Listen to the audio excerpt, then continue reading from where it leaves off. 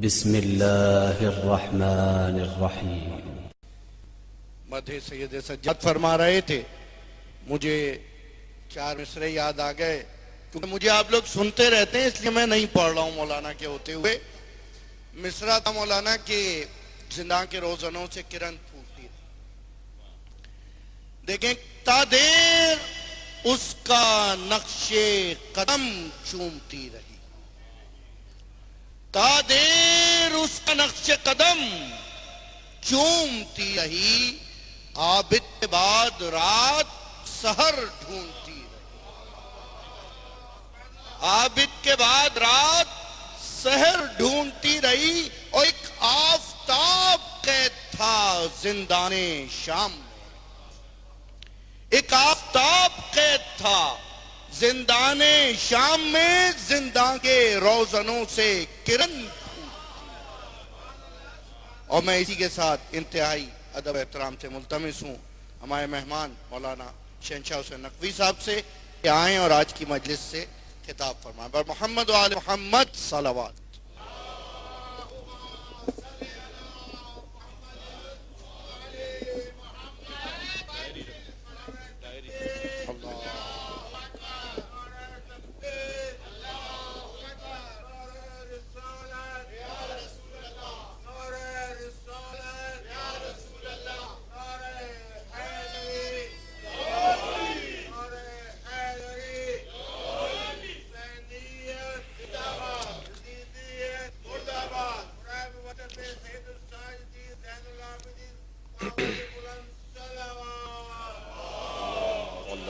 محمد وعلى محمد وعجل فرجه اعوذ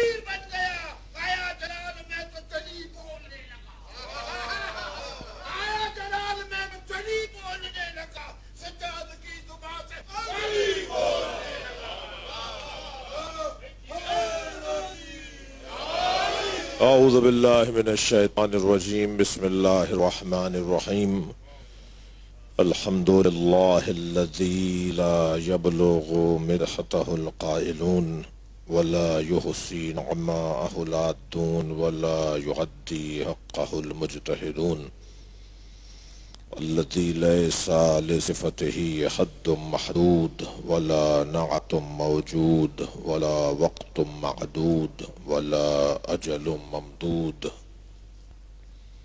فطر الخلائق بقدرته ونشر الرياح برحمته الصلاة والسلام على الرسول المسدد المصطفى العمجد المحمود الأحمد سيدنا ومولانا ومولى الكونين جد الحسن والحسين عاني أبا القاسم محمد اللهم صل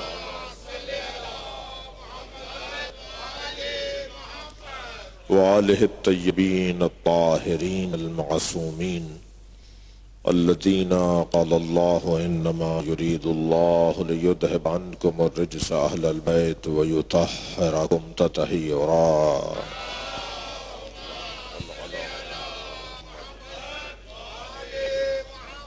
ولعنة الله على أعدائهم أجمعين من يوم عداوتهم إلى قيام يوم الدين أما بعد قال الحكيم في قرآن الكريم بسم الله الرحمن الرحيم ألم ترى كيف ضرب الله مثلا كلمة طيبة كشجرة طيبة أصلها ثابت وفرعها في السماء تؤتي أكلها كل حين يضرب الله الأمثال للناس لعلهم يتذكرون وكلمة خبيثة كشجرة خبيثة اجتثت من فوق الأرض ما لها من قرار صلوات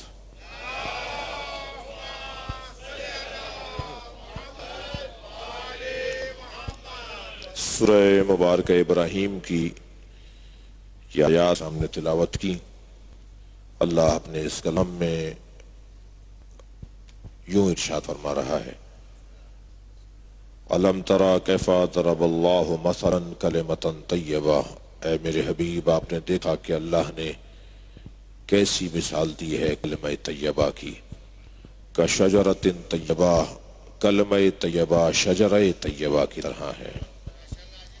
اس کی پہلی صفت یہ ہے کہ اصلها ثابت، اس کی جڑیں بڑی مضبوط ہیں، وفرعها فی السماء، اور اس کی شاخیں آسمانوں میں ہیں۔ یہ پہلی آیت یعنی 24ویں آیت، اور پھر دوسری آیت جو میں نے پڑھی اس کے بعد تؤتی اکلھا کل حین، یہ وہ درخت ہے۔ تیسری صفت بیان ہو رہی ہے شجرہ طیبہ کی۔ پہلی صفت اصلها ثابت، اس کی جڑیں بڑی مضبوط ہیں، وفرعها فی السماء، اس کی شاخیں آسمانوں میں ہیں، اور اس کی تیسری صفت یہ ہے کہ تؤتی اکلھا کل حین باذن ربھا، یہ اپنے رب کی مرضی سے ہر موسم میں پھل دیتا ہے۔ صلوات پڑھیں محمد و آل محمد پر۔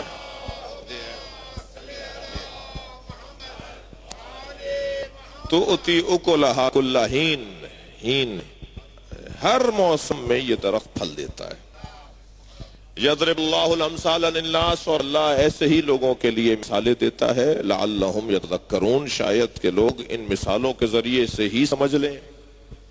اس کی بعد والی آیت وَكَلِمَةُ خَبِيثَةٍ كَشَجَرَةٍ خَبِيثَةٍ، اور جیسے کلمہ طیبہ ہے ایک کلمہ خبیثہ بھی ہے، اور کلمہ خبیثہ ایسے ہی ہے جیسے شجرہ خبیثہ ہے، اور شجرہ خبیثہ کی تو ایک ہی صفت ہے، صفات تو ہوتی ہی اس میں ہے نا، جس کا وجود ہو، جس کا وجود ہی نہ ہو اس کے اندر کوئی صفات نہیں ہوتی، اس کا عدم ہی اس کی صفت ہوتی ہے، اس کا نہ ہونا ہی اس کی صفت ہوتی ہے۔ لہذا اب شجرہ خبیثہ کو اللہ کیسے سمجھا رہا ہے ہمیں، وَشَجَرَةٍ خَبِيثَةٍ، اور شجرہ خبیثہ کیسا ہے، اجتثت من فوق الارض، یہ زمین کے اوپر سے اگتا ہے، ما لہا من قرار، اس کو کوئی استقامت اور اس کو کوئی مضبوطی نہیں ہوتی، ہوا کے دوش پہ رہتا ہے، رنگ بدلتا رہتا ہے، حلیے بدلتا رہتا ہے، در بدلتا رہتا ہے، گھر بدلتا رہتا ہے۔ صلوات پڑھیں ذرا محمد و آل محمد پر۔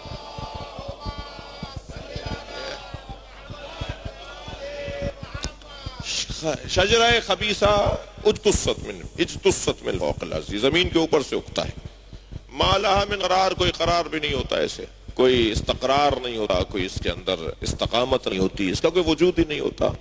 جیسے اقبال نے کہا ہے کہ رنگ بدلتے حقیقت ابدی ہے مقام شبیری، بدلتے رہتے ہیں انداز کوفی و شامی، یہ کوفی و شامی بدلتے ہیں، حسینی نہیں بدلتے۔ جو حسین سے جڑے ہوئے لوگ ہیں، صلوات پڑھ لیں ذرا محمد و آل محمد پر۔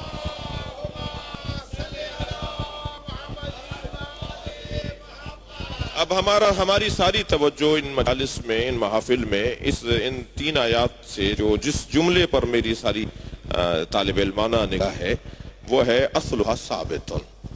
اس شجرہ، اچھا یہ بات پہلی مجلس میں ہو گئی ہے، پہلی نشست میں، کہ شجرہ طیبہ سے مراد یہ خانوادہ پیغمبر اہل بیت مصطفیٰ، یہ گھرانہ ہے جو شجرہ طیبہ ہے، اور شجرہ طیبہ کی بنیاد اور جڑیں جو ہیں وہ سرکار کی ذات ہے۔ اصلها ثابت، اس کی جو جڑیں ہیں وہ ثابت ہیں۔ محمد الرسول پڑھا جا رہا ہے یا نہیں پڑھا جا رہا، تو یہ اصلها ثابت، اصل جو ہے وہ بنیاد بہت واضح اور مضبوط ہے۔ وفرعها فی السماء، اور اس کی جو شاخیں ہیں وہ آسمانوں میں ہیں، اور یہ واحد درخت ہے کہ جس کا یہاں بھی تعلق ہے اور وہاں بھی تعلق ہے، اور یہ وہاں والوں کو بھی کھلاتا ہے اور یہاں والوں کو پالتا ہے، یہ دونوں جگہ سے جڑا ہوا ہے، اور وسیلہ بھی اسی کو کہتے ہیں جو دو طرفوں سے وابستہ ہو، جو یہاں سے جڑا ہوا ہو اور وہ وہاں سے جڑا ہوا، وہی حق رکھتا ہے کہ وسیلہ کہلائے۔ میں ایک اور لفظ آپ سماعتوں کو ہدیہ کر رہا ہوں عزیزان کرام، ان کا یہاں سے جڑنا بشریت ہے، وہاں سے جڑنا نورانیت ہے، لہٰذا یہ ہیں بھی تو بشر بھی ہیں تو نوری بشر ہیں، اور یہاں سے وہاں کا تعلق اور وہاں سے یہاں کے تعلق کو بھی ایک جملے میں سنتے جائیں میرے بچے اور کم سن ساتھی، کہ یہاں سے وہاں کے تعلق کو معراج کہتے ہیں اور وہاں سے یہاں کے تعلق کو رسالت کہتے ہیں۔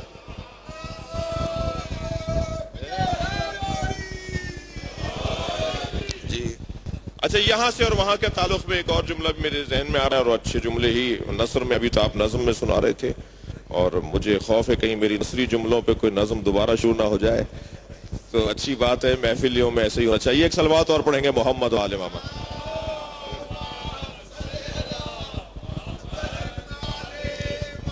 اس سے بہتر اور بلند صلوات نبی۔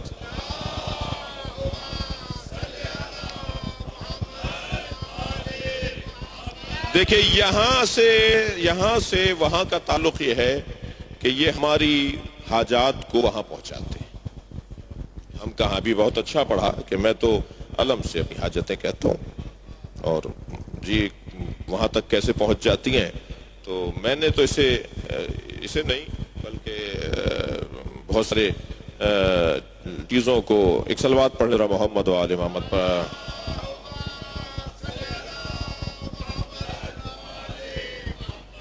علم حضرت عباس ہمارے لیے ایسے ہی ہے جیسے ہم ذریح پر جاتے ہیں نا مولا کے، تو یہ ایسا تو نہیں ہے نا کہ اہل بیت امیروں کے ہیں غریبوں کے نہیں ہیں، تو وہ جو غریب نہیں جا سکتا وہ کیا کرے گا؟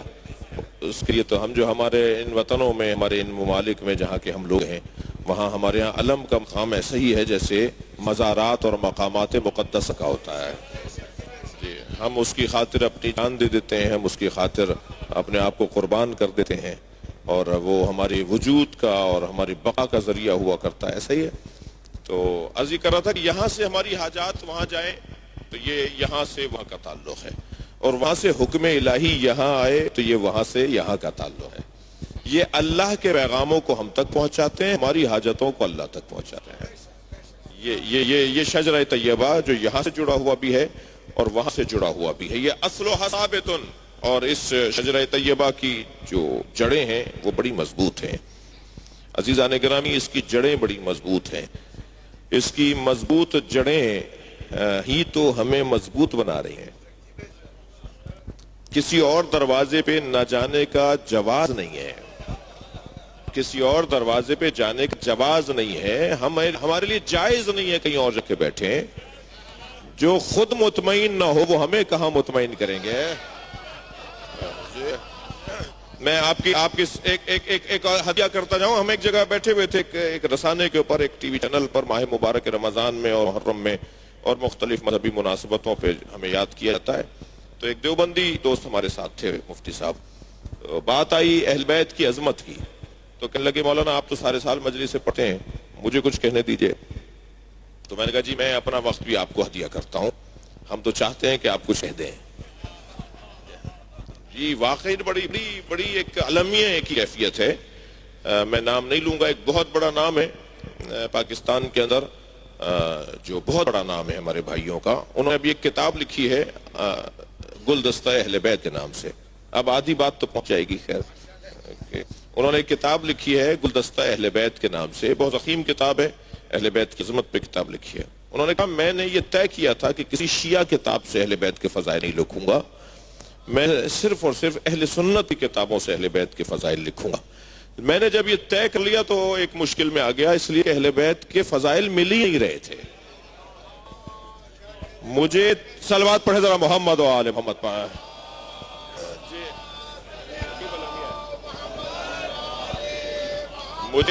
مجھے اپنی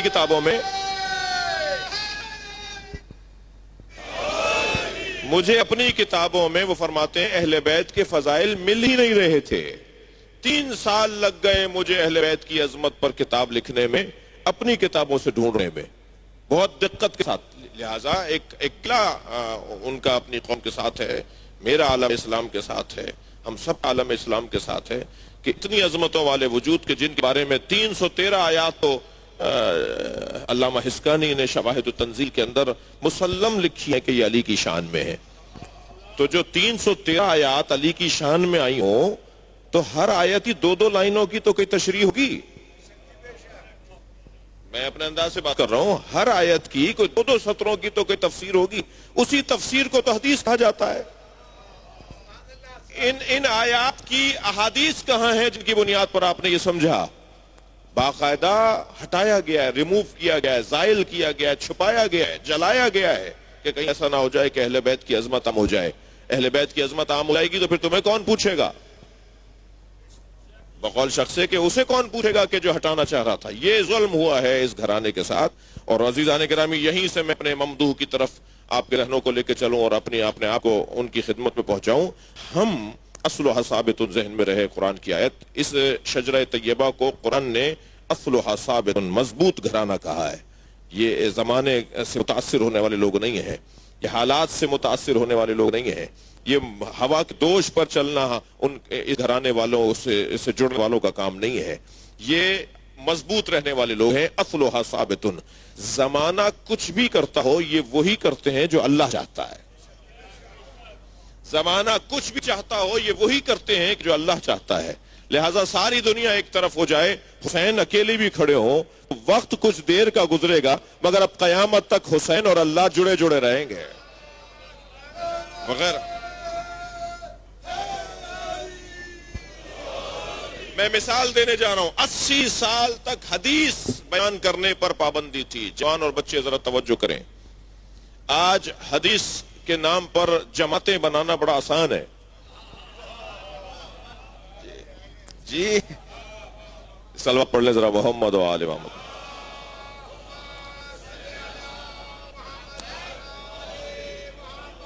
طویل مدت تک حدیث پر پابندی تھی. حدیث کوئی بیان کرتا تھا. اچھا، ایک جانب نے کہا تھا حسبنا کتاب اللہ، ہمیں کتاب خدا کافی ہے. جب کتاب خدا کافی ہے تو نبی مکرم کے جو اقوال ہیں وہ کتاب خدا تو نہیں ہے، وہ تو حدیث مصطفیٰ ہیں. تو انہیں کس طرح ختم کرنے کی ایک تحریک چلائی گئی. بنیاد کس نے ڈالی؟ بنیاد اس شخص نے ڈالی جس نے 500 حدیثوں کے اپنے ہاتھ سے جلانے کا دعویٰ کیا ہے. جی الفاروق میں جا کے دیکھ لیے، جی تاریخ الخلفاء میں جا کے دیکھ لیجئے. صلوات پڑھ لیں ذرا محمد و آل محمد پر.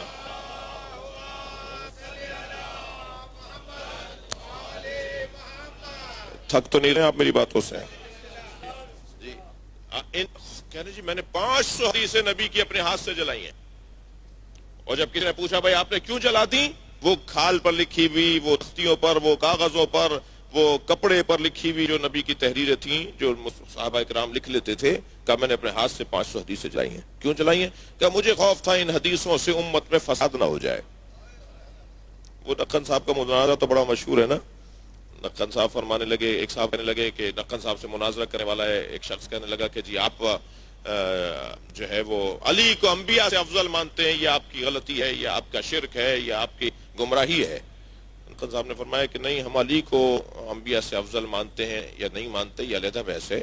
ہم فلاں صاحب کو میں محفل پڑھ رہا ہوں جی، فلاں صاحب کو نبی سے افضل مانتے ہیں. معاذ اللہ وہ کیسے نبی سے افضل ہو جائیں گے؟ کہ جو باتیں سرکار دو جہاں کو معلوم نہیں تھی، معاذ اللہ جو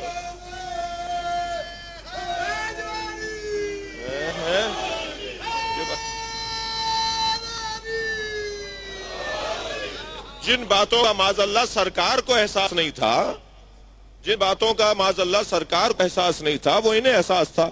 تو جس کی زیادہ سمجھ ہو، جس کو زیادہ سمجھ آتی ہو بات، جی آپ آ جائیں اپنے پر تو آپ کہاں سے کہاں بٹھا لے دیتے ہیں ان لوگوں کو جن کو بٹھانے کا حق نہیں بنتا. جی تو حدیث پر پابندی، دقت چاہوں گا، حدیث پر پابندی نہیں تھی میرے عزیزو، تہذیب پر پابندی تھی. حدیث مصطفیٰ در حقیقت ثقافت اسلامیہ کو کہا جاتا ہے. سرکار کی احادیث اسلامی ثقافت کے طور پر ہیں. ایسے معلوم ہو کہ اسلامی ثقافت کیسے بنے گی؟ وہ نبی کی حدیثیں بتائیں گی. انہوں نے حدیثوں پر پابندی لگا دی، اور اتنی پابندی اور ایسی شدید پابندی، اللہ اکبر، کہ اگر کوئی حدیث بیان کر دیتا تھا تو اسے گرفتار کیا جاتا تھا. اتنی شدت تھی. کتنا بڑا جرم کر رہا ہے بھائی، وہ کیا کہا ہے اس نے، کیا کہا اس نے، کتنی غلطی کر دی اس نے کہ اسے مار رہے ہو لے جا کر، اسے زندان میں ڈال رہے ہو. یہ کیفیت تھی حدیث کے حوالے سے. ایک موٹا نام، اب تو سوشل میڈیا ہے، بہت ساری چیزیں کھل رہی ہیں. اور عزیزان گرامی میں تو بہت خوش ہوں اس لیے کہ ایک کراچی کے قادری نے، ایک لاہور کے قادری نے، دو قادریوں نے ہماری بڑی مدد کی ہے. ایک نے بے گناہ بے خطا حضرت فلاں نعرہ لگایا، اور اب تک 10 کتابیں اس کے جواب میں خود انہی کے عزیزوں نے لکھ دی ہیں. 10 किताबें आ चुकी हैं अब तक उसके जवाब में। और जो कराची और लाहौर वाले कादरी साहब ने जो बात की कि जो है वो बीबी पर कोई जुल्म नहीं हुआ, बीबी पे कोई ज्यादती नहीं हुई और ये किसी ने कुछ नहीं किया, तो अल्हम्दुलिल्लाह हमने 34 किताबें खोल खोल के दिखाई हैं। क्या मालूम आप में से किसी ने देखा हो, वो हमने 34 किताबें खोल खोल के दिखाई हैं कि ये आपकी किताब है, ये आपकी किताब है, ये आपकी किताब है। शिया झूठ नहीं बोलते। उन्होंने जुमले कहे थे कि शिया झूठ बोलते हैं, घड़ी भी बातें करते हैं, जाली बातें करते हैं, रुवावैल मचाते हैं, रोते हैं, रुलाते हैं, चीखते चिल्लाते हैं। उनके ज़ाकिरीन और उनके उलमा अपने लोगों के एहसासात और जज्बात से खेलते हैं, अपने मजमे को रुलाते हैं कि बीबी के साथ ये हुआ, बीबी के साथ कुछ भी नहीं हुआ। तो हमने वो 34 किताबें उन्हीं की दिखाई हैं कि ये आपकी किताबों में लिखा हुआ है। अगर झूठ भी बोलते हैं तो आपके बड़े बोलते हैं जी।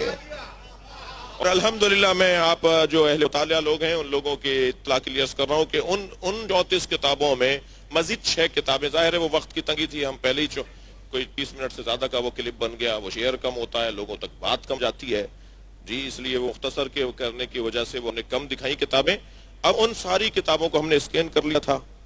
जाहिर है 2 किताबें आपकी लाइब्रेरी से, 5 किताबें आपकी लाइब्रेरी से लाकर हमने वो तैयारी की थी और फिर हमने उसको स्कैन कर लिया था, वो किताबें वापस कर दी थी। वो स्कैन शुदा वो मतन असल किताब का, ये नहीं कि हमने उसमें से कुछ इबारत उतार ली, वही तस्वीर उस किताब की वो हम किताब की सूरत में छाप रहे हैं। जी हाँ, हो सकता है मैं वापस जाऊं तो वो छप चुकी हो, हम प्रिंटिंग के लिए दे आ चुके थे और वो किताब इसलिए छाप रहे हैं ताकि उलमा और ज़ाकिरीन के पास वो किताबें रहें, अहले इल्म के पास वो किताबें रहें। जब कोई ऐसी बात करे तो उसे आईना दिखा दो।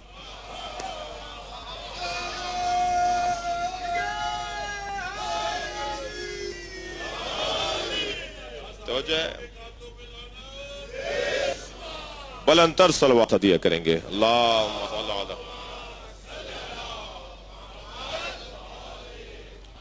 तो आपकी तवज्जुहात का शुक्रगुजार हूं। हदीस पर पाबंदी की एक कितनी शिद्दत थी कि इमाम नसाई को इतने कोड़े मारे गए। 6 इमामों में से, यानी 6 इमाम से मुराद है कि वो सियाह सित्ता वाले इमाम, पहले सुन्नत के इमाम है ना, 6 किताबें लिखने वाले जो उनके बड़े नाम हैं, उनमें से एक 6 उनकी शख्सियात में से हमारे भाइयों, हमारे अजीजों, हमारी जान, हम तो इत्तेहाद बैनुल मुस्लिमीन के हवाले से कोई कमजोरी नहीं छोड़ते और होना भी चाहिए। उनके 6 मोतबर नामों में एक नाम हजरत इमाम नसाई का है। इमाम नसाई इसकी ने किताब लिखी, हदीसों को जमा करके बयान करना शुरू किया और उसका नाम खसाइस अमीरुल मोमिनीन उन्होंने करार दिया। जैसे अभी पिछले दिनों अहले सुन्नत के एक बुजुर्ग आलिम ने, ज़ुहूर अहमद फैजी साहब ने, लाहौर के मुकीम आलिम दीन अहले सुन्नत के, उन्होंने उसकी शरह भी लिखी है अमीरुल मोमिनीन की शान में, जो इमाम नसाई ने हदीसों को जमा किया है। तो इमाम नसाई ने जब वो हदीसें सरकार अमीरुल मोमिनीन की शान में बयान की तो उन्हें इतने कोड़े मारे गए, इतने कोड़े मारे गए कि आखिर वो जख्मों की ताब ना लाकर दुनिया से चले गए। ये कैफियत थी हदीस की मुमानियत के ऊपर, ममनू था हदीस का बयान करना। ये तो जमाने का जमाना चल रहा है जी, दौर होते हैं। अभी पिछले दिनों सन 80 से लेकर और 2015 तक हमने कोई ये 30-35 साल तक बड़े जनाजे उठाए ना, एक दौर था और हम लोग आपस में उलझते भी थे और हमारे यहाँ आपस में टूट फूट भी हुई इन मुसीबतों की वजह से। हमारे यहाँ इन मुसीबतों, क्योंकि मुसीबत इम्तहान होते ना और इम्तहान हर एक अच्छे नंबर नहीं लाता। तो मैं तो तजिया करता हूँ कि हमारी कौम के साथ जो पूरे पाकिस्तान में खासतौर पर ऐसा हुआ, मैं हिंदुस्तानी दोस्तों से माजरत चाह रहा हूँ कि जो हमारे यहाँ हुआ उसकी एक सबब यही था कि शदीद इम्तहान का दौर था और जब पेपर सख्त होता है तो फिर उलझने भी बढ़ती हैं। कोई फेल होता है, कोई पास होता है, कोई बड़े नंबर लेता है, कोई छोटे नंबर लेता है, कम नंबर लेता है। तो हमारे यहाँ जो मसाइल हुए वो उन मुसीबतों की वजह से। दौर गुजर गया। कितना शदीद गुस्से से कहा जाता था कि हमारे मुज्तहिदीन फतवा क्यों नहीं देते कि हम भी किसी को मार दें, क्यों नहीं कहते कि हम भी कहीं जाके फट जाएं। मगर हमारे बुजुर्गों ने दबाव नहीं लिया, वक्त गुजारा और आज अल्हम्दुलिल्लाह अगर हमने भी ऐसा किया होता, सलवात पढ़े जरा मोहम्मद व आले मोहम्मद पर,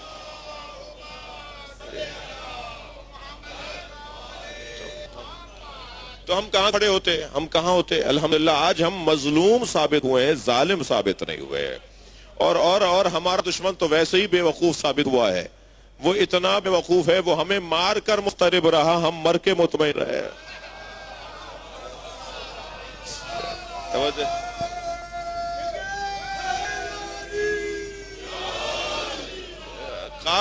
काफिला हमारा आगे बढ़ रहा है, वो तो गुम हो गए।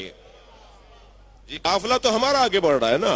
قافلے 2 قافلوں میں لڑائی ہو رہی تھی, ایک قافلہ گم ہو گیا, ہمارا قافلہ بڑھ رہا ہے.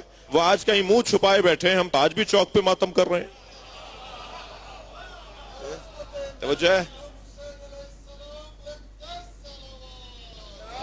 اللہم صل علی محمد وآل محمد. جی آپ پڑھیے, آپ پڑھیے.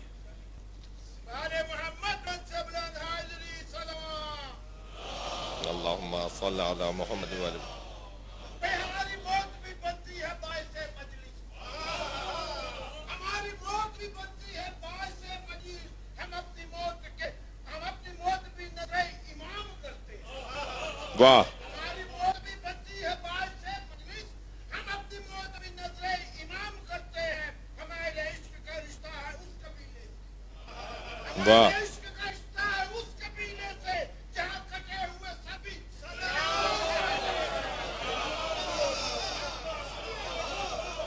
صلوات پڑھیں گے محمد وآل محمد پر. اللہم صل علی.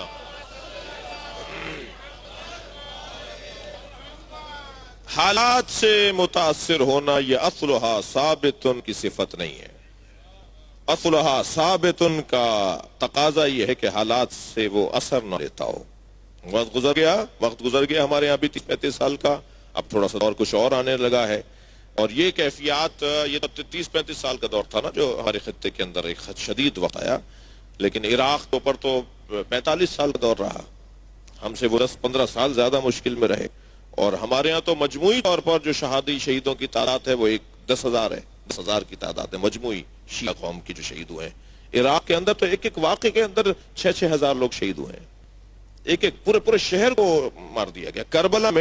کربلا میں اس پوری دنیا میں شیعہ جتنا شہید ہوا ہے, ایک اکیلی کربلا میں اتنا شہید ہوا ہے. امام کے روزے کی حفاظت میں کون سا دور تھا جس دور کے اندر امام کے روزے کی حفاظت کے لیے جانیں ہی دی گئیں. تو غرض یہ کہ حالات گزر جاتے ہیں, وقت ایک جیسا نہیں رہتا. میرے مولا حسین, میرے مولا علی بھی فرما رہے ہیں اطہر و یومان, زمانہ 2 دن ہی کا تو ہے. کتنا حسین قول ہے مولا کا. میرے مولا فرماتے ہیں اطہر و یومان, زمانہ 2 دن ہی کا تو ہے. یومن لکا و یومن علیکا, ایک دن تیرے خلاف رہے گا, ایک تیرے حق میں آئے گا. تو جب تیرے خلاف دن چل رہا ہو تو ذرا صبر کر لے کہ کل آنے والا دن تیرے حق میں ہے. یہ نظریات ہمیں اہل بیت نے عطا کی. اب زمانے سے متاثر ہونا یہ نہ اہل بیت کا وتیرہ اور طریقہ رہا اور نہیں ان کے چاہنے والوں کا انداز ہے. حدیث پر تھی پابندی, حدیث پر پابندی, تہذیب اسلامی پر پابندی, ثقافت اسلامیہ پہ پابندی, تفسیر قرآن پہ پابندی, علم الہی پر پابندی, علم مصطفیٰ پہ پابندی, حدیث پر پابندی, علم پر پابندی. اور جو اللہ کا نمائندہ ہوتا ہے وہ کسی کا پابند نہیں ہوتا, وہ اللہ کا پابند ہوتا ہے. لہذا حدیث پر پابندی کا شدید دور کون سا تھا؟ حجاج ابن یوسف کا دور, مروان ابن عبد الملک کا دور, جی عبد الملک ابن حشام ابن عبد الملک کا دور. یہ شدید دور تھا جو حدیث پر پابندی کا دور تھا. یہ وہی دور ہیں جن کی طرف میں اشارہ کر رہا ہوں. اور یہ دور ہے میرے مولا علی ابن الحسین زین العابدین سید السجاد. جی کتنا مشکل ترین دور میرے مولا کا حالات کے حوالے سے, مگر امام اسے کہتے ہیں جو حالات سے متاثر نہ ہو, حالات کو متاثر کرے. تو میرے مولا نے 100 کنیزیں اور 100 غلام ہمیشہ اپنے حق تھے. اپنے کپڑے خود مرتب کرتے تھے, اپنا بستر خود سیدھا کرتے تھے, اپنا کھانا خود بناتے تھے. کبھی کسی کنیز کی اور کسی غلام کی خواہش پہ فرما دیتے تھے کہ میرے لیے فلاں غذا بنا دو, جب وہ بہت زیادہ اصرار کرتے تھے. ورنہ حضرت اپنے امور خود انجام دیتے تھے. لیکن 100 غلام ہیں, 100 کنیزیں ہیں, تو یہ غلام اور کنیزیں رکھ کیوں رہے تھے؟ وہ غلام اور کنیزیں اس لیے رکھتے تھے کہ انہیں حدیثیں سکھا کے محدث بناتے تھے. بھائی باہر پابندی ہے نا, میرے گھر میں تو پابندی نہیں ہے. مسجد میں بیان نہیں کر سکتا, اپنے گھر میں تو بیان کر سکتا ہوں. ان کنیزوں کو اور غلاموں کو محدث بناتے تھے اور پانی پلا دینے پر اتنی عطا دکھاتے تھے کہ آزاد کر دیتے تھے. کوئی جب دیکھتے تھے نا کہ فلاں محدث ہو گیا ہے, فلاں کو بہت حدیثیں حفظ ہو گئی ہیں, تو وہ پانی لے کر آتا تھا حضرت کی خدمت میں, تو حضرت کہتے تھے جا میں نے تجھے اسی بات پہ آزاد کر دیا. یہ غلام آزاد نہیں ہوتا تھا, مبلغ روانہ ہوتا تھا. صلوات پڑھیں گے محمد و آل محمد پر. اللہ اکبر. یہ روش تھی اور یہ سیرت. میرے مولا سجاد کی سیرت کے 3 بڑے روشن اور واضح پہلو ہیں. ایک پہلو میرے مولا کا عزیزان گرامی، آپ نے اسلامی مدرسہ، اسلامی درسگاہ، اسلامی اسکول، اسلامی مکتب قائم کیا کہ اسلامی تعلیمات کسی طور مٹنے نہ پائیں، پیغمبر کے فرامین، پیغمبر کے تعلیمات کسی طور محو نہ ہونے پائیں، تو اپنے گھر کو ہی مدرسہ بنا دیا. دوسرا کام حضرت کا ادعیہ، دعاؤں کے ذریعے سے لوگوں کو 2 چیزیں کم سے کم دعاؤں سے ہمیں نصیب ہوتی ہیں. کم سے کم، زیادہ سے زیادہ تو جتنی دعائیں ہیں اور جتنے الفاظ ہیں، جتنے حروف ہیں دعاؤں میں، ان تمام ایک ایک حرف کے اوپر اگر بات ہو تو یہ ساری امام سجاد کی عطا ہے. صحیفہ سجادیہ کی ہر دعا کا ہر حرف امام سجاد کی عطا ہے. جیسے نہج البلاغہ کی شرحیں لکھی جا رہی ہیں نا، ایسے ہی صحیفہ سجادیہ کی شرحیں لکھی جا رہی ہیں. میرے پاس 30 جلدوں میں صحیفہ سجادیہ کی شرح ہے. حضرت کے ایک ایک حرف کے اوپر، حضرت کے ایک کلمے کے اوپر گفتگو کی گئی ہے اس کے اندر کہ حضرت نے یہ لفظ استعمال کیوں کیا ہے، اس کے کیا پس منظر ہے، جیسے شرحوں میں لکھا جاتا ہے. تو امام نے دعاؤں کے ذریعے سے 2 چیزیں ہمیں عطا کی. ایک تو عبد اور معبود کے رشتے کو مضبوط کیا. میں اپنے ان بچوں کے لیے کہہ رہا ہوں، جب مصیبتیں زیادہ ہوتی ہیں نا، جب مصیبتیں بڑھ جاتی ہیں، تو سب سے زیادہ جو چیز کمزور پڑتی ہے وہ اپنے رب سے تعلق ہے جو کمزور پڑتا ہے. لوگ کہتے ہیں جی ایسا معاذ اللہ، اللہ کچھ نہیں کر رہا، جی اتنا کچھ ہو رہا ہے. آواز آتی تھی ہمیں بھی جب ہمارے ملک میں حالات خراب تھے کہ جی ہم اتنا کچھ ہو رہا ہے، کوئی عذاب نہیں آ رہا. ادھر کربلا کے اوپر جب صدام نے حملہ کیا، مولا کے روزے پر جو ہے وہ گنبد پہ جب گولی لگی، اور مینار پر جب حضرت کے جناب زینب کے روزے پہ ابھی جو میزائل لگا، گنبد بی بی کا مینار گرا، تو تعداد ہوتی ہے کہ یہ کیا ہوا. اچھا پھر جو شیطانی وسوسے ہوتے ہیں نا، شیطان کوئی آ کر کوئی سینگ نکلا ہوا کوئی بندہ آ جائے اور وہ جس کے منہ سے آگ واگ نکل رہی ہے، تو وہی شیطان نہیں ہوتا. یہ جو ملا مولوی ہے نا جو ہمارے خلاف ہے، یہ جب ہمارے خلاف بولتے ہیں تو یہ بھی شیطان ہوتے ہیں. یہ جب انہوں نے بڑی باتیں کی، تم تو عباس سے مدد مانگتے ہو، ان کے تو روزے پہ حملہ ہو گیا. تم علی سے مدد مانگتے ہو، انہوں نے اپنے روزے کو کیوں نہیں بچایا. تو میں نے بڑے جوابات دیے الحمدللہ. ہر چینل پر، ہر فورم پر ہم نے نمک حلالی کی ہے. جی میں نے وہاں ایک جملہ کہا تھا، تمہیں یہ تو نظر آ رہا ہے کہ مولا حسین کے مینار پر فائر ہوا اور گولی لگی اور مولا حسین نے اپنا حرم نہیں بچایا. جب سیلاب مکے میں آتا ہے تو اللہ اپنا گھر کیوں نہیں بچاتا؟ جی صلوات پڑھیں گے محمد و آل محمد پر.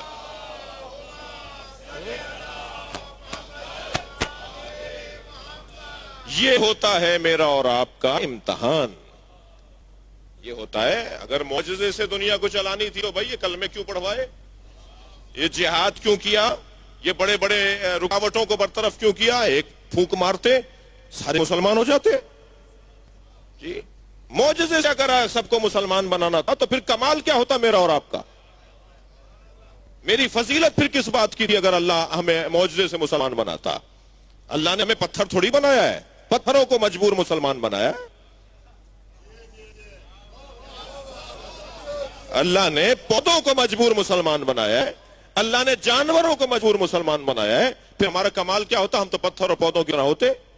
ہمارا تو کمال ہی اس میں ہے کہ ہم مجبور مسلمان نہیں ہیں، مختار مسلمان ہیں.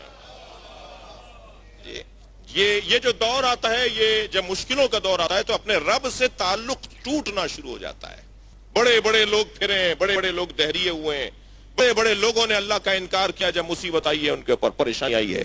مگر امام سجاد نے انتہائی مشکل دور میں، جی تاریخ اسلام کا سب سے زیادہ مشکل دور، بڑے بڑے دور آئے ہیں، لسٹ ایک بیان کر سکتا ہوں، مگر سب سے مشکل دور امام سجاد کا دور ہے.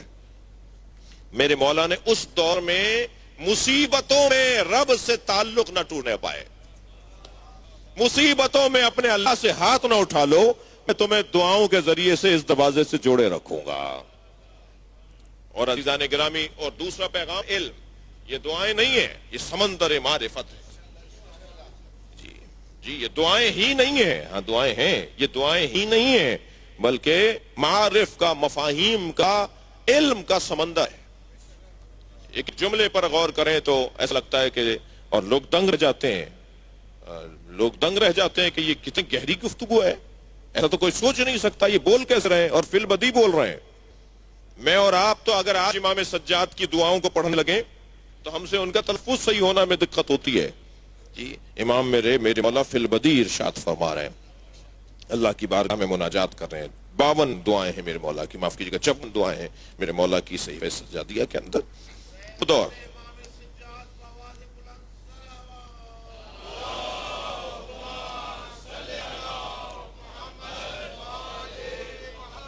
تو ایک کام میرے مولا نے اپنے گھر کو دینی ثقافت، اسلامی ثقافت، الہی آسمانی ثقافت کا مرکز بنایا غلام اور کنیزوں کے ذریعے۔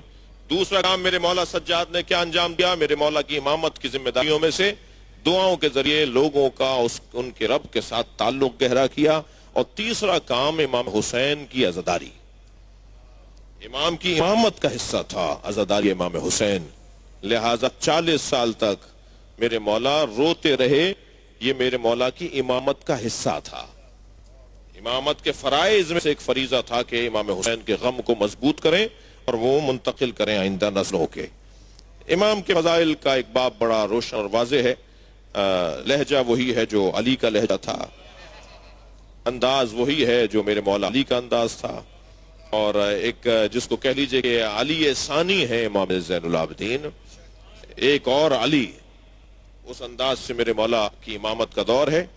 اور ماں بھی شاہ جرد کی بیٹی اور باپ کائنات کا بادشاہ، وہاں جی یزد کی بیٹی شہربانو بی بی اور ایران کی شہزادی، مزاج کے اندر نزاکت، مزاج کے اندر ظرافت، مزاج کے اندر لطافت۔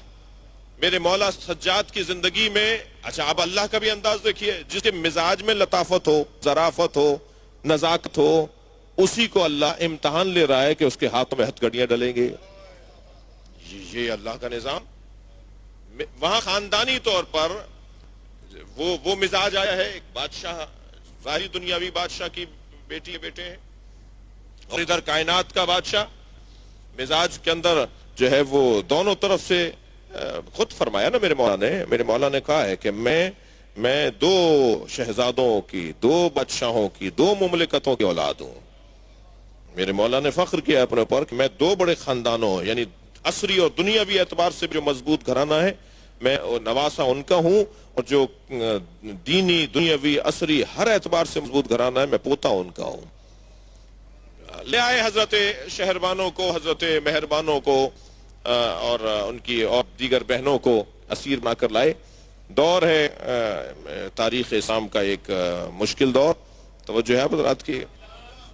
اور جب اسیر بنا کر لائے وہاں سے، جب ایران فتح ہوا اور جنگ قادسیہ کے اندر، اس کی بڑی حسین داستان ہے جنگ قادسیہ کی۔ جنگ قادسیہ کے فتح کے موقع پر جب وہاں کے لوگوں کو اسیر بنایا گیا تو ان میں کچھ عورتیں بھی تھیں، عورتیں زیادہ تھیں، ان میں چند بیبیاں شاہ کی بیٹیاں بھی تھیں، بادشاہ وقت کی بیٹیاں بھی تھیں۔ جب وہاں پہنچے مولا امیر المومنین تو حضرت نے فرمایا کہ یہ جو بادشاہ کی بیٹیاں ہیں انہیں ایسے صف میں نہ کھڑا کرو، اس لیے کہ یہ کریم باپ کی بیٹیاں ہیں۔ اور بادشاہوں میں جیسے حاتم طائی خلق الہی کے خدمت گزار، اور خلق الہی کے خدمت گزار کا احترام، جب سرکار کے سامنے ان کی بیٹی آئی اور بیٹا آیا حاتم طائی کا، تو نبی نے اپنی ابا اتار دی۔ حضرت نے فرمایا کہ انہیں میری ابا پہ بٹھو، اس لیے کہ میں ہوں مخلوق الہی پہ حجت خدا، اور یہ ان کی بیٹی اور بیٹا ہے جس نے خلق الہی کی خدمت کی ہے۔ یعنی اتنا احترام سرکار نے دیا، ان کے ہاتھوں سے رسیاں کھلوا دی تھی۔ تو یہی سیرت مولا امیر المومنین نے بھی انجام دی۔ حضرت نے فرمایا یہ جو بادشاہ کی بیٹیاں ہیں ان کے ہاتھوں سے رسیاں کھول دو۔ اب یہاں ایک پیغام، ایک پہلو، بڑے آدمی کے ساتھ ایسا ہوتا ہے، غریب آدمی کے ساتھ ایسا نہیں ہوتا۔ جی کیا ائمہ اہل بیت کے ہاں بھی یہ سیرت پائی جاتی ہے؟ پیسے والے کے ساتھ ایسا ہو رہا ہے، غریب کے ساتھ ایسا ہو رہا ہے؟ نہیں، بحث پیسے کی اور دولت کی نہیں ہے۔ بحث یہ ہے کہ بڑا آدمی پیسے سے بڑا نہیں ہوتا، ذہن سے اور دل سے بڑا ہوتا ہے۔ کیا معلوم کوئی بادشاہ ہو اور دل کا چھوٹا ہو، اور کیا معلوم کوئی فقیر ہو اور دل کا بڑا ہو؟ اور اگر کوئی بادشاہ دل کا بڑا ہو تو پھر اس کے ساتھ وہی قاعدہ ہوگا جو دل کے بڑے کے ساتھ ہونا چاہیے۔ تو اس بنیاد پر کہ نہیں، اس لیے ہم احترام نہیں کر رہے کہ بڑے باپ کی بیٹی ہے، بڑے باپ سے مراد پیسے والے کی بیٹی ہے، نہیں، جو اللہ کی مخلوق کی خدمت کرنے والے ہیں وہ بڑے ہیں۔ بڑا اسے کہتے ہیں جو خلق الہی کی خدمت کرتا ہو۔ حضرت فرمائے ان کے ہاتھوں سے رسیاں کھول دو، اور انہیں یہ اختیار ہو کہ اس پورے مجمع میں جس جوان کو بھی یہ انتخاب کریں اس سے ان کی شادی ہو جائے۔ تو کہا گیا بیویوں سے، جن میں ایک بی بی شہربانو ہے، کہا کہ آپ کو علی نے ایسا کہا ہے، اور کچھ اعتراض بھی ہوا، مولا نے اس کا جواب بھی دیا، انہوں نے فارسی میں کچھ کہا بھی اس وقت کے سربراہ کو، تو وہ ناراض بھی ہوئے کہ اس نے مجھے کچھ بری بات کہی ہے۔ حضرت نے فرمایا اس نے فارسی میں یہ بات کی ہے، اور تو کہا آپ فارسی زبان جانتے ہیں؟ حضرت نے فرمایا کہ امام وہ ہوتا ہے کہ جو دنیا کی ہر زبان کو جانتا ہے۔ تو کہا گیا کہ اس مجمع میں سے کسی کا انتخاب کرو، تو بی بی شہربانو نے جیسے ڈھونڈ رہا ہو نا کوئی شخص کسی کو، اس انداز سے مجمع میں ڈھونڈنا شروع کیا، اور مولا حسن کے پیچھے مولا حسین کھڑے تھے، ان کے آگے مولا علی کھڑے تھے، بنی ہاشم مولا کے ساتھ جتنے خاندان کے جوان تھے وہ سب ساتھ کھڑے تھے، مولا حسین کچھ فاصلے پر تھے۔ تو بی بی شہربانو نے دور سے اشارہ کر کے کہا کہ وہ جو اس جوان کے پیچھے ایک جوان ہے، میں اس سے عقد کرنا چاہتی ہوں۔ تو پھر بلایا گیا، مولا حسین کے ساتھ جناب شہربانو کا عقد ہوا، اور جب بعد میں پوچھا گیا کہ تم تو ایسا لگ رہی تھی جیسے پہلے سے آشنا ہو، تو یہ کیسے تم نے کیسے کہا کہ اس سے؟ کہ 3 دن سے رات کو خواب میں ان کی ماں زہرا کو دیکھ رہے ہیں۔ صلوات پڑھیں گے محمد و آل محمد پر جی۔ اور اپنے ساتھ وہ اپنے اس بیٹے کو لے کر آتی ہیں اور کہتی ہیں کہ وہ وقت قریب ہے کہ جب تمہارا عقد میرے بیٹے حسین کے ساتھ ہو۔ اور دیکھو، جب شہربانو تم سے پوچھا جائے، توجہ چاہوں گا، جب تم سے پوچھا جائے کہ تمہیں کس سے عقد کرنا ہے، تو یہ بیٹا تمہیں اس مجمع میں نظر آئے گا، تم اس کے ساتھ عقد کرنا۔ مجھے پہلے سے بتایا گیا ہے کہ میں حسین کی زوجہ بننے جا رہی ہوں۔ اللہ اکبر، اللہم صل علی محمد و علی محمد۔ اور اس طرح جناب شہربانو اور مولا حسین کا عقد ہوتا ہے، اور بی بی شہربانو کے فرزند امام علی بن الحسین زین العابدین، اللہم صل علی محمد۔ اور جب میرے مولا کی آمد ہوئی، امام سجاد کی جب آمد ہوئی، تو حضرت کی آمد کے موقع پر لوگ مبارکباد دینے آ رہے تھے۔ وقت تنگ ہو گیا میرے پاس، اور محفل اسی انداز سے آگے بڑھنا تھی، اور ایسے ہی ہونا ہے کیونکہ ایام آیات کے ہیں، عیدوں کے دن ہیں۔ تو حضرت گہوارے میں تشریف فرما تھے مولا سجاد، اور لوگ آ رہے تھے بچے کو دیکھنے کے لیے، مبارکباد کے لیے آ رہے تھے، کہ اسی اثنا میں ایک مرتبہ اندازہ ہوا کہ کوئی ایسا شخص داخل ہوا ہے جسے کوئی نہیں پہچانتا سوائے حسین کے۔ میرے مولا نے بڑا احترام کیا ان کا، اور انہیں قریب لے کر آئے۔ گہوارے کے قریب پہنچ کے جب انہوں نے آواز دی نا، السلام علیکہ ایھا الطفل الصغیر، تو میرے مولا سجاد کچھ بولنے لگے، تو امام حسین نے مولا سجاد کے دہن پہ ہاتھ رکھ دیا۔ یہ منظر کچھ کھڑے لوگ دیکھ رہے تھے۔ وہ شخص جو آیا اس نے پیشانی کا بوسہ دیا اور وہ چلا گیا، اور مولا کو مبارکباد دی۔ تو جن لوگوں نے محسوس کیا کہ ماجرا غیر معمولی تھا، ماجرا معمولی نہیں تھا، پہلے تو یہ بات کہ آنے والا کون تھا کہ جسے ہم نہیں جانتے مگر حسین جانتے ہیں، اور مدینے والے نہیں جانتے ہیں مگر حسین بن علی جانتے ہیں، اور ان کا احترام کر رہے تھے۔ دوسری بات یہ کہ اس نے باقاعدہ سلام کیا، اور وہ کچھ کہنا چاہ رہے تھے تو حسین نے روک دیا۔ تو طالب علم ہو تو ایسے ہو نا، تو ان میں سے کچھ صحابیوں نے بڑھ کر میرے مولا حسین سے کہا کہ مولا یہ کچھ معاملہ اور ماجرا غیر معمولی ہے۔ حضرت نے فرمایا جو مبارکباد دینے آئے تھے وہ اللہ کے نبی خضر تھے، جنہیں میں پہچانتا ہوں تم نہیں پہچانتے۔ اور وہ جب میرے بچے کو ایھا الطفل الصغیر کہہ کے سلام کر رہے تھے، تو زین العابدین انہیں جواب دیتا جو تم برداشت نہیں کر پاتے۔ صلوات پڑھیں گے محمد و آل محمد پر۔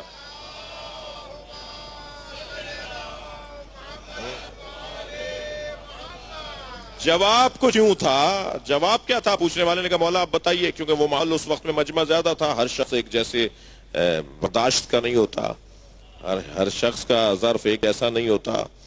تو اس لیے اس وقت بھی میری قوم میں نذیر صاحب اس وقت ہمارے یہاں جو پاکستان میں الجھن ہوئی ہوئی ہے نا، جو مجالس میں جو الجھن ہو رہی ہے، اس کی ایک بڑی وجہ یہ مائک ہے، اس کی ایک بڑی وجہ یہ ویڈیو ہے، اس کی ایک بڑی وجہ یہ سوشل میڈیا ہے، اس لیے کہ بہت ساری باتیں پہلے بھی ہوتی تھیں. یہ جو آج الجھنیں نظر آ رہی ہیں یہ پرانے کلپ بھی ہیں بہت سے جی، جب وہ دوسرے طرح کا ویڈیو بنانے کا طریقہ تھا، مگر اس زمانے میں سوشل میڈیا نہیں تھا، بات اسی محلے میں رہ جاتی تھی، بات جو ہے دوسرے محلے میں بھی نہیں جاتی تھی. اب تو میں یہاں پڑھ رہا ہوں نا، اس وقت لائیو دیکھ رہی ہے پوری دنیا، تو دنیا تو اتنی سی ہو گئی، مٹھی میں آ گئی. تو آج دور کیوں بدل گیا ہے نا، تو ہماری الجھنیں بھی بڑھ گئی ہیں. ایک صلوات پڑھیں ذرا محمد و آل محمد. اللہم صلی علی. اور پھر قیل و قال ہو رہی ہے، پھر ایک دوسرے کے جوابات دے رہے ہیں، پھر ایک دوسرے کو بخش نہیں رہے، پھر ایک دوسرے کو سمجھ نہیں پا رہے. اور بعض لوگ تو واقعاً غلطیاں کر رہے ہیں اور بعض لوگ غلطیاں نہیں کر رہے مگر ان کے مطلب کو غلط لیا جا رہا ہے. بعض زدہ میں لگے ہوئے ہیں جی، بعض جو ہے وہ محضرائی کا مزاج رکھتے ہیں، اور بعض لوگ جو ہے وہ درد زیادہ رکھتے ہیں، دوا کم رکھتے ہیں. یہ تجزیے کر کے میں نے جتنے بھی گروپ ہیں اس وقت. صلوات پڑھ لیں ذرا محمد و آل محمد. اللہم صلی علی. بڑی مشکل میں ہے اس وقت مجھ جیسے لوگ، اور آپ لوگ سب بہتر جانتے ہیں اور جان رہے ہیں، دیکھ رہے ہیں. حضرت سے پوچھا مولا وہ کیا کہا تھا خضر علیہ السلام نے؟ خضر نے سلام کیا تھا، اے طفل صغیر تم پر میرا سلام. تو زین العابدین کہہ رہے تھے، کہنا یہ چاہتے تھے کہ خضر مجھے طفل صغیر کہہ رہے ہو، میں تو ایک مدت سے تمہیں نماز پڑھاتا رہا. اللہ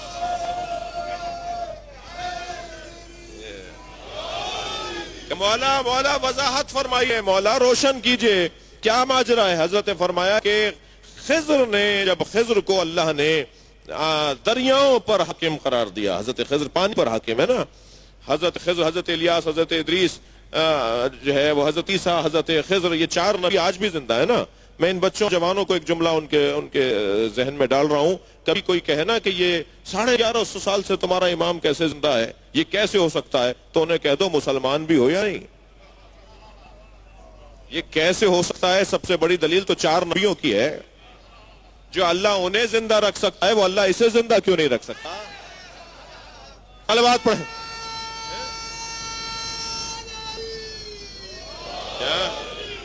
تو ہر چاروں نبیوں کو مختلف سمتوں میں، صحراؤں میں کس کو اور دریاؤں پہ کس کے. تو حضرت خضر نے اللہ کی بارگاہ میں دعا کی، یا اللہ ہم نماز جماعت سے محروم ہو گئے. توجہ چاہوں گا، کتنی فضیلت ہے نماز جماعت کی، ذرا غور کریں گے. یا اللہ ہم نماز جماعت، ہمیں ایک امام عطا کر جو ہمیں نماز پڑھائے، جو ہمیں نماز پڑھائے. تو اللہ نے سب سے پہلے خضر کو جو امام عطا کیا، انبیاء کرام سے ہوتے ہوئے اور ان سے بڑے نبیوں سے ہوتے ہوئے، حضرت خضر کو جو اللہ نے امام عطا کیا وہ مولا علی کی ذات. کہنے لگے یہاں تک کہ 13 رجب کو علی زمین پر آ گئے، دنیا میں آ گئے، ہم سے امام دور ہو گیا. ہم نے پھر دعا کی ہمیں امام دے، تو اللہ نے حسن مجتبیٰ کو ہمارا امام بنایا. حسن کا نور ہمیں امامت کرتا رہا، ہمیں نماز پڑھاتا رہا. پھر حسین کا نور ہمیں امامت کرتا رہا، اور پھر زین العابدین مجھے نماز پڑھاتا رہا. یہ کیفیت حضرت خضر. حضرت خضر جب سلام کر رہے ہیں تو کہہ رہے ہیں خضر تم مجھے طفل صغیر کہہ رہے ہو، میں تو تمہارا امام ہوں. اللہ اکبر. عزیزان گرامی، میری اور آپ کی قسمت بہت بلند ہے. مجھے اور آپ کو جتنا اللہ کا شکر اپنی نمازوں کی صورت میں کرنا چاہیے، اتنا کم ہے کہ ہم جس دروازے پر بیٹھے ہیں اس سے اچھا دروازہ نہیں ہے. دنیا کہاں بیٹھی ہے مجھے اس سے غرض نہیں ہے، مگر میں اور آپ جہاں بیٹھے ہیں وہاں سے جنت کا رستہ بتا ہے. اللہ اکبر. دنیا یہ جان لے کہ اہل بیت کے فرد کے پاس جنت کی اونرشپ ہے. لوگ، معتبر ترین لوگ اپنی جنت کا یقین نہیں رکھتے، اہل بیت ہماری جنت کی ضمانت دیتے ہیں. اس پر کتنا اللہ کا شکر کیا جائے کم ہے. اس ممدوح اور اس مولود کے صدقے میں اللہ ہماری اس عبادت کو قبول فرمائے اور ہمیں مولا کے مدد گزاروں میں شمار فرمائے. روزانہ تو ضروری نہیں ہے قصیدہ سنو،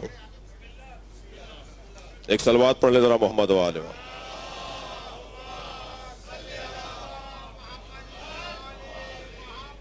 امام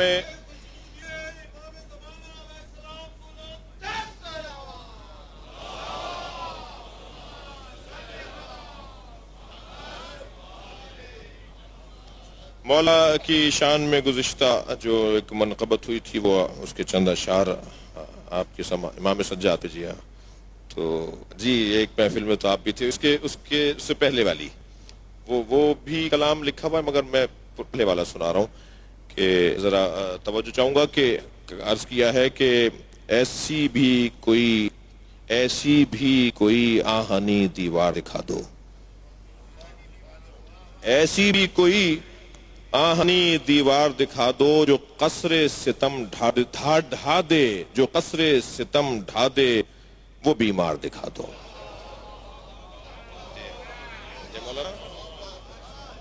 ایسی بھی کوئی آہنی دیوار دکھا دو جو قصر ستم ڈھا دے وہ بیمار دکھا دو۔ تم لوگ کیا کرتے ہو اسباب پہ تکیہ، پیسہ ہوگا دولت ہوگی، تم لوگ کیا کرتے ہو اسباب پہ تکیہ، پابند رسن دین کا معمار دکھا دو۔ پابند رسن دین کا معمار دکھا دو، اور جو کرتے رہے فتح کے عنوان مرتب، جو کرتے رہے فتح کے عنوان مرتب، ان قیدیوں کا قافلہ سالار دکھا دو۔ توجہ یا علی، جو کرتے رہے فتح کے عنوان مرتب، ان قیدیوں کا قافلہ سالار دکھا دو۔ اور میدان شجاعت میں یا میدان صبر میں، میدان شجاعت میں یا میدان صبر میں، اس گھر میں کوئی فرد بھی فرار دکھا دو۔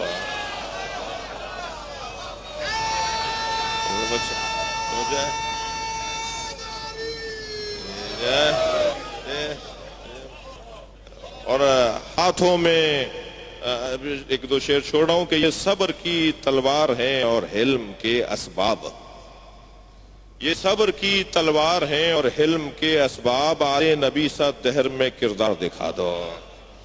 اور اس سے قوی ہے کوئی بھی، اور میں نے عرض کیا کہ کہتے ہیں یہاں آئے گا، توجہ چاہوں گا، کہتے ہیں یہاں آئے گا زہرا کا پسر آج، محفل ہو رہی ہے، مولا کو ہم نے بلایا ہے، کہتے ہیں یہاں آئے گا زہرا کا پسر آج، وہ مرقد پنہان کا زوار دکھا دو، وہ مرقد پنہان۔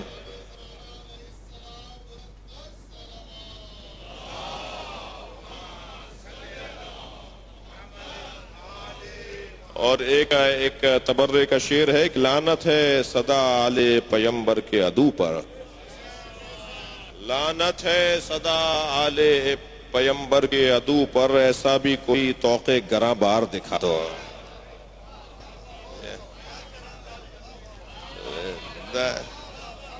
ایسا بھی کوئی طوق گراں بار دکھا دو۔ اور عرض کیا ہے کہ سجاد دل فگار کے خطبوں نے شام میں، سجاد دل فگار کے خطبوں نے شام میں مسمار کر دیا ہے وہ دربار دکھا دو۔ اور دنیا میں غرق ہونے لگے دل جو مومنوں، دنیا میں غرق ہونے لگے دل جو مومنوں، زین العباد کی فکر کے آثار دکھا دو۔ اور دربار شام خطبوں سے اپنے جو ہلا دے، دربار شام خطبوں سے اپنے جو ہلا دے، بیمار ایسا تم کو ایک بار دکھا دو۔ اور خود کو عرض کیا ہے کہ چوتھے امام کو جو ہے، چوتھے امام کا جو صحیفہ ہے وہ پڑھو، چوتھے امام کا جو ہے صحیفہ وہ پڑھو، چوتھے امام کا جو صحیفہ ہے وہ پڑھو، خود کو دعائے زہرا کا حقدار بنا، خود کو دعائے زہرا کا حقدار دکھا دو۔ اور علمی خزانے جس کو ہوں درکار دوستو، نہج البلاغ حیدر کرار دکھا دو۔ اور تم نے لکھی ہے بحر تقرب انہی کی بات، تم نے لکھی ہے بحر تقرب انہی کی بات، آسی بست خلوص یا اشعار دکھا دو۔ یا اللہ ہمارے اس بولنے سننے کو اپنی بارگاہ میں شمار فرما، جتنے احباب نے پڑھا ہے اور ہم سب نے سنا ہے، ہمارے پڑھنے والوں کو بہترین اجر و ثواب عطا فرما، سننے والوں کو بہترین اجر و ثواب عطا فرما۔ اگر آپ ہمارے لیٹسٹ ویڈیوز کے بارے میں جاننا چاہتے ہیں تو ہمارے چینل کو سبسکرائب کریں اور بیل آئیکن کو پریس کریں. شکریہ.